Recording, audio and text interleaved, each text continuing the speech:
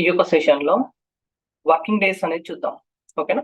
So, ఇక్కడ మనం చూసినట్లయితే స్టార్ట్ డేట్ ఉంది, ఎండ్ డేట్ ఉంది. ఓకే. సో, ఈ 2 డేట్స్ మధ్యలో వర్కింగ్ డేస్ అనేది ఎంత ఉన్నాయో చూద్దాం. ఓకేనా? సో, ఫస్ట్ నేనేం చేస్తున్నానంటే మోడలింగ్‌లోకెళ్ళి న్యూ మేజర్ తీసుకోండి. తర్వాత ఫస్ట్ ఒక వేరియబుల్ తీసుకుంటున్నాను. So, variable X. Okay. So, selected value. So, దీంట్లో ఫస్ట్ స్టార్ట్ డేట్ తీసుకుంటున్నాను. Then close it. తర్వాత variable y. Okay. So, selected value. తర్వాత ఎండ్ డేట్. Close this. తర్వాత నెక్స్ట్ ఇంకొక వేరియబుల్ xy తీసుకుంటున్నాను. ఎందుకంటే ఈ start date and end date మధ్యలో ఎన్ని వర్కింగ్ డేస్ ఉన్నాయని మనం తెలుసుకోవాలి కదా. సో xy తీసుకొని దీంట్లో నెట్వర్కింగ్ డేస్ అనే యొక్క టాక్స్ ఫంక్షన్ అనేది ఉంటుంది.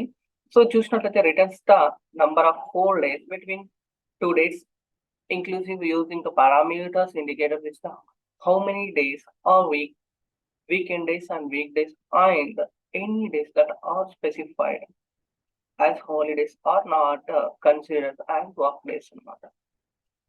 ఓకేనా? సో హాలిడేస్ మాత్రం మనకు కన్సిడర్ చేయదు. దీని యొక్క సింటాక్స్ తీసుకున్నట్లయితే start date and end date, weekend and holidays కూడా మనం ఇక్కడ ఇవ్వచ్చు. అండ్ ఈ యొక్క సెలెక్టెడ్ వాల్యూ డాక్ ఫంక్షన్ గురించి నేను మీకు ఆల్రెడీ కూడా ఒకటి బేసిక్ వీడియో రిలీజ్ చేశాను. సో ఒకసారి చూడండి, మన క్వశ్చన్స్ ఉంటాయి.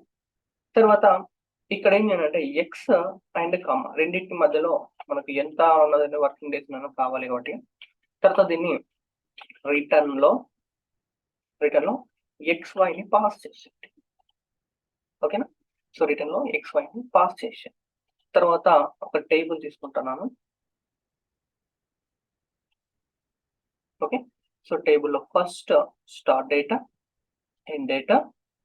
ఓకే. సో మనకు హైరార్కీ ఎక్స్పాండ్ అయింది కాబట్టి సో హైరార్కీని తీసేద్దాం. ఓన్లీ డేట్ స్టార్ట్ డేటా అంటే ఓన్లీ డేట్ ఫార్మాట్ లో చూపిస్తూ ఉంటుంది. తర్వాత ఎండ్ డేటా. ఓకేనా? సో దీంట్లో మనం చూసుకున్నట్లయితే ఈ యొక్క మెజర్ ఉంది కదా, మెజర్ తీసుకొచ్చుకొని డ్రాగ్ అండ్ డ్రాప్ చేసి చూడండి. సో ఈ స్టార్ట్ డేట్ కి ఎండ్ డేట్ కి టోటల్ నెట్వర్కింగ్ డేస్ అని మనకి రావడానికి అవకాశం ఉంటుంది.